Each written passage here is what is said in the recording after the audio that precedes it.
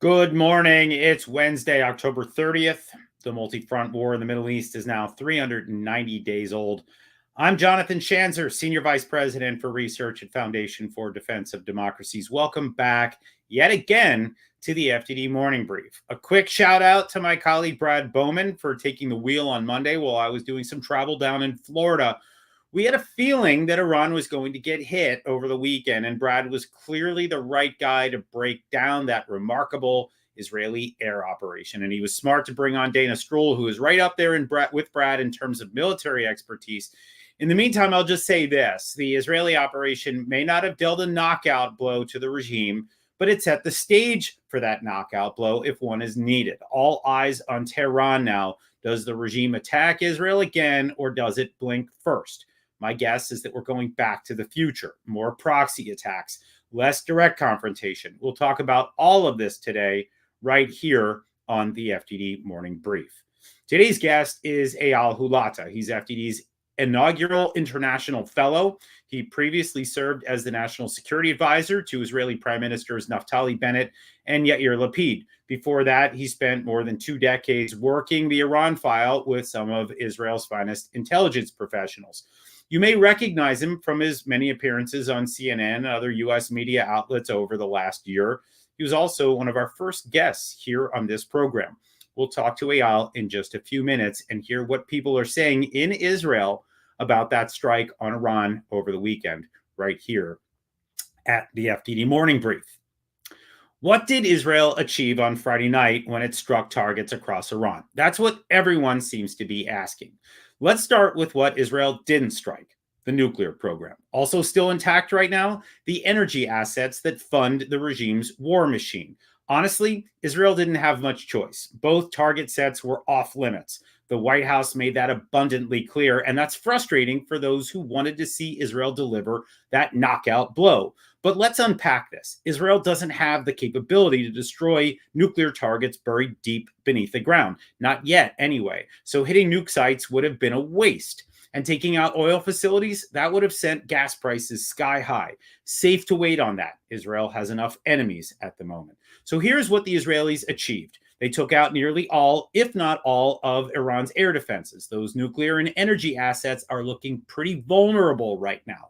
They also destroyed those ballistic missile production facilities, limiting the regime's ability to replenish its arsenal. Having finite military resources could force the regime to refrain from attacking Israel for months to come. But the big achievement, Israel sent more than 100 aircraft into enemy airspace. They all came back without a scratch. And now there's a clear path to strike again if necessary. Will that happen? All eyes on the regime. If they attack Israel again, all bets are off. For now, I suspect we are back to proxy attacks while Iran plots its revenge. Now for your headlines. Headline 1, Israel finally banned the United Nations Relief and Works Agency, a move that was long overdue. The Knesset voted for the measure 92-10. The legislation bans UNRWA from operating in Israel and prohibits contact between Israeli officials and that corrupt UN agency. The law takes effect in 90 days. In a country where people argue about the color of hummus, this measure was absolutely not a controversy. Israeli lawmakers on the left, right, and center, everywhere in between, agreed. UN Relief Works Agency has been co-opted by terrorists and must be held accountable. At least a dozen UNRWA employees took part in the 10/7 slaughter, but that was just one problem among many. UNRWA preaches violence in schools. Hamas has used UNRWA facilities to stage attacks, and untold numbers of commando tunnels have been found beneath their facilities. Oh, and don't forget that Sinwar's bodyguard was found with his UNRWA ID when he was eliminated. Now for the blowback. The UN and a host of Western governments are saying that shuttering UNRWA spells disaster for Gaza. False. UNRWA's existence spells disaster for Gaza. It already has. Had the agency been accountable, it would have prevented Hamas from exploiting its facilities, and it wouldn't have hired violent jihadists in the first place. But in terms of the programmatic gaps that now may exist from shuttering the agency, turnkey alternatives do exist. Other UN agencies and NGOs can fill much of the void. My colleague Rich Goldberg has some excellent ideas about that, if you're interested, by the way. Headline 2, Israeli troops wrapped up a counterterrorism sweep inside Gaza's Kamal Adwan hospital. Here we go again. Hamas once again is exploiting a hospital for military purposes. This time the group was using the hospital as a command and control center. Hamas, of course, denied this claim, but guess what? The IDF apprehended approximately 100 terrorists from the northern Gaza hospital, some of whom tried to flee while patients and staff evacuated. The IDF also said that it found weapons, money, and intelligence documents inside the compound. And now it's intel collection time. Anytime the Israelis can capture a large number of Hamas fighters, it's like a graduate class for Israeli intelligence in terms of learning how the terror group operates. There's not much left here of Hamas, but my guess is there will be a handful of raids later this week on sites identified by the Hamas fighters that are now in custody. That's more bad news for Hamas. That's on the way, and that's probably more good news if we're trying to reach the end of conflict in that coastal enclave. Headline 3, Iran executed Iranian-German dissident Jamshid Sharmad. Yes, Sharmad was a German citizen. He was also a permanent resident of the United States. In 2020, Iranian operatives kidnapped him from Dubai and smuggled him back to Iran. At the time, Sharmad was living in California and was traveling through Dubai on business. The Iranian regime threw him in prison and sentenced him to death on charges of, quote, corruption on earth, end quote, after conducting what Western governments widely described as a sham trial. As if this story couldn't get any worse, the Biden administration could have freed Sharmad last year, but didn't. The White House paid Tehran a $6 billion ransom for 5 Americans held in Iran. Sharmad was not on the list, and he should have been. He wasn't. I don't think I need to say anything else here. And a related headline 4, the Iranian regime is targeting Americans here at home, too. Apparently, the State Department recently notified Congress that Tehran is still actively trying to assassinate former Secretary of State Mike Pompeo and Iran envoy Brian Hook. This is the 20th time Congress has been notified about the hit out on Hook, and the 17th time they've reported on Pompeo. Trump is, of course, on the list, and so is his former national security advisor, John Bolton. Iranian dissidents are also targets. Several plots have been disrupted here at home. The FBI is working overtime. There is a serious threat environment brewing here in the United States, and consequences are long past due.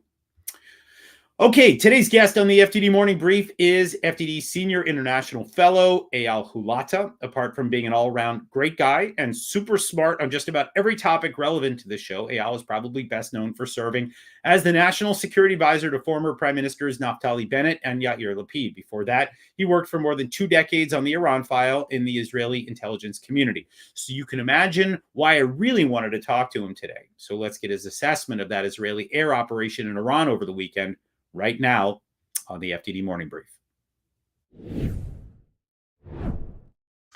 Welcome, Eyal Hulata. Thank you, Jonathan. Thank you. Thanks for being here. It was great to be here the last time, and it's a very good opportunity to be here again. I think you were actually among the first, if not the first guests here on the program. So it's always great to have you back. All right, so let's start with a simple question. Are you satisfied or unsatisfied with that operation on Friday, and why? Well, I think by and large, I'm more satisfied than not, of course. And we need to start with, I mean, in your promo, you said it, but I think it's important to mention, we all viewed an aerial raid on Iran as something that is very dangerous and difficult, that could lead to a lot of harm to airplanes, to pilots. I think this was true as a notion both in Israel, but also in the United States on various occasions when this was debated or planned. The fact that Israel was able to execute this in that way, in such precision, when all of the targets that were planned were hit, when everyone got back home safely, this is remarkable. Operationally, this is remarkable.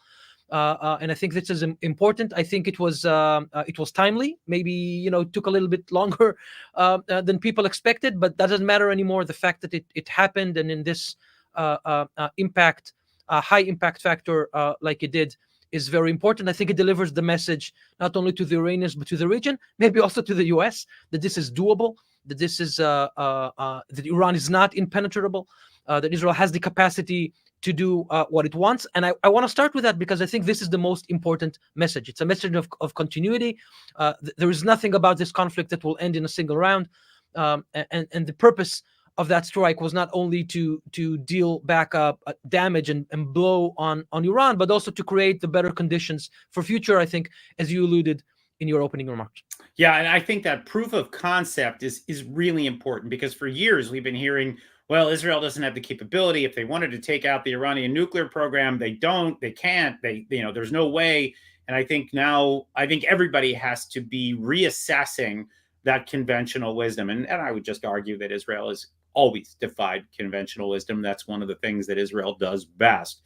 But so let me ask you this follow-up. We are hearing that the Iranians have little to no air defenses left, that Israel struck multiple S-300, Russian-made S-300 systems, and that is leaving the skies over Iran naked, right? I mean, right now, that means that they can't defend themselves. If this is all true, they can't defend themselves in the event of another round with Israel. So what do you think the next move is here? What has this done for Israel? What does it mean for Iran?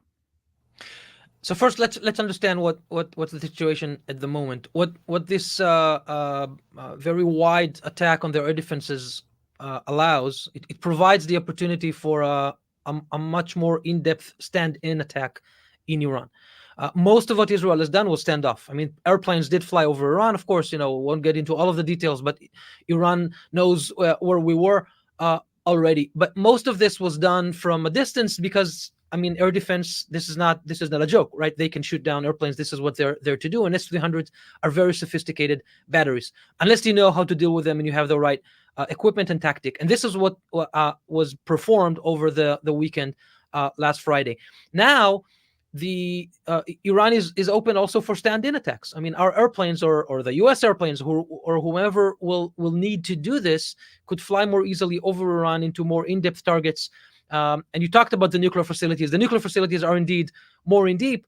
And in order to penetrate them, you need heavier bombs, and you need a stand-in attack in practical terms to do that. Well, now it's possible to do this. One must ask, why didn't Israel do this in the last round? We can get to that now or later, John, at your request. But what's important is that it is now doable. Way more easier than it was before the previous weekend. I think Israel was very, I mean, it's hard to give this answer because, of course, I wanted, and I think everyone wanted, and it was a perfect opportunity to deal with the Iranian nuclear facilities. But Israel was very wise to calculate the various aspects, not just because it was off the charts by the administration, as you alluded, but also by the ability of Israel to do this with enough confidence of success. But now things will be different in the future. And I think Iran knows that. How will that affect the Supreme Leader's calculus? That is a good question. I guess we're all going to see in the following weeks and months. Yeah, so let's talk about that calculus. Some say that the vulnerability that Iran is now experiencing could convince the regime, it could convince the Supreme Leader that this is the time to make a dash for a bomb. Do you agree with that? And if that happens, then what? So first, the question is not whether I agree or not, or what is the probability of that happening. And I will say that the probability of that happening is high enough for all of us to be very concerned and very focused on that option. And let's talk about that for a second. I think the main reason Israel did not go after the nuclear facilities at this point is because had we tried and not succeeded enough, that would have given the Supreme Leader the ultimate excuse to dash for the bomb, because he will say, Israel attacked my facilities, and I will do it, right? And if enough centrifuges were intact, or he could finish the enrichment to weapon-grade material and embark on all the rest, Israel's already exhausted some of its capabilities while trying to do this, and this will be it, and Iran might succeed. If the U.S. is not willing to step up into this arena and finish the job in such a case, this is a very bad outcome for Israel. I think this is the main reason why Israel chose not to attack the nuclear facilities at this point. But all this changes if Iran decides to dash. Right. And the Supreme Leader knows that. Because if he decides to dash, then there is no more risk. Because he cannot decide to dash after attack if he already decided to do this. And I think he knows that Israel's intelligence capabilities are deep enough, so we will know this. So I would think rationally that he will not go for this at this point and not use the lame duck a period as other people have thought he might do that. The risk is still there. If that does happen, I think he will feel the Israel attack on its nuclear facilities. I would want to think that he will also feel the American might, because President Biden has pledged in the Jerusalem Declaration he gave to Israel in summer of 22 when he visited, when I was National Security Advisor, that the U.S. will use all of its powers of national security to prevent Iran from acquiring a nuclear weapon. So if Iran decides to dash, the U.S. will be also in this dilemma. But I will talk only about Israel. I think Israel will have no dilemma if that happens, and this will unleash all the rest of the capabilities. And because Iran is practically defenseless at this point because of what we did over the last weekend, I think the outcome will be more severe for Iran, and this is why I think he will not do it. But we'll see. Yeah, but I do want to ask you, it's not as if Israel didn't attack at least some sites that have connections to the nuclear program, and we've heard about those strikes at Parchin and Hojir. These are facilities that have nuclear connectivity, if you will. And so I'm just curious about the message that was sent there, but also these were facilities with the mixers that were used to make solid fuel for Iran's missiles. So I do want to ask you, in addition, what's the importance of solid fuel versus liquid fuel, and why was this more strategic for Israel to strike? Right. So let me start with the second part of the question, Jonathan, with your permission. The main focus of the attack, apart from the air defense, which is significant for future rounds, as I said before, was to go after the solid propellant industrial base of Iran. It's not fully out yet, but there are many reportings on this. A large portion of that, if not all of it, has been demolished. Those mixers of solid propellant is the equipment in which the Iranians create the propellant for their missiles. And you asked about the difference between solid and fuel. I'll just give a brief answer. When a solid propellant is used in a missile, it means that the missile is packed, stored, and then operationalized when it's ready to fire. Just press a button and it flies. Whereas in fluid propellant, there is a lot of logistic work on the field. You need to mix the various components on the fluid. It's very risky. It's very inflammable. This is how missiles were made to begin with, and this is most of Iranian arsenal, but they have moved into solid propellant. Israel focused its efforts on the solid propellant because this is a more sophisticated, advanced, and dangerous missiles that Iran has been accumulating. And the message here was, or the outcome is, Iran cannot replenish its quantities as it would want to do. Iran has fired already about 300, maybe about closer to 400 ballistic missiles in the last 2 rounds. It's not, they have much more, right? They have the numbers that are out of the press are about 2,000. They might have more than 2,000. So it's a substantial portion, but it's not the majority of what they do. But if they cannot produce more, and Iran has been producing in large quantities before, then it's a different calculus about the number of missiles you want to fire. We need to think about how many rounds you have until you have created or recreated your industrial base and production facilities. This is what Israel did. I have to tell you, if Israel was able to attack the missiles themselves, of course we would have, but they're buried deep down in the ground. You need a stand-in attack for that. I said before, the ability to do a stand-in is possible only after you've taken care of the air defense, which we did last time. So this also gives Iran a signal about what we might be able to do in this regard of the missiles in a future attack. As for Hujir and Parchin, those are names that I'm not accustomed to use on media. These were sites that Iran for many, many years have concealed to make sure that nobody knew where they were and what they did in them. Of course, the Israeli intelligence community was able to not only understand what was done there, but also to understand where they were, and that was kept a secret. This was one of the outcomes of the archive operation, and the IAEA was able to go there and survey and actually find reminiscence of the weaponization program that Iran have for years lied and said that they didn't have. So all this is a little bit part of the past. Of course, there is a message there. When Israel attacks there, it is a striking reminder for the Iranians, we know where you are. You cannot hide from us. And if you try to do this elsewhere or in a site that you think we don't know where it is, we'll find that as well. And I think that serves a purpose in keeping Iran from dashing to the bomb, as you said before, because this outcome will be very dangerous. If the Supreme Leader decides to do this, this will be very dangerous for Israel, for the region, I think for the United States. Israel will have to react, and the Supreme Leader needs to know that. Yeah, and I mean, I think, at least if I'm going to try to put a bumper sticker on this, the Israelis struck 2 sites that were non-nuclear but nuclear, right? So, in other words, they sort of, I mean, it was a little bit cheeky in some sense, right? The Israelis said, okay, we're not going to hit any nuclear sites, at least the ones that are officially declared to be nuclear sites, but they did end up hitting things that had a connection back to that nuclear program, according to the documents gleaned from that 2018 raid on that secret warehouse in Tehran. Would that be a safe way of kind of summing that up? John, you have this ability. You say things way better than I can.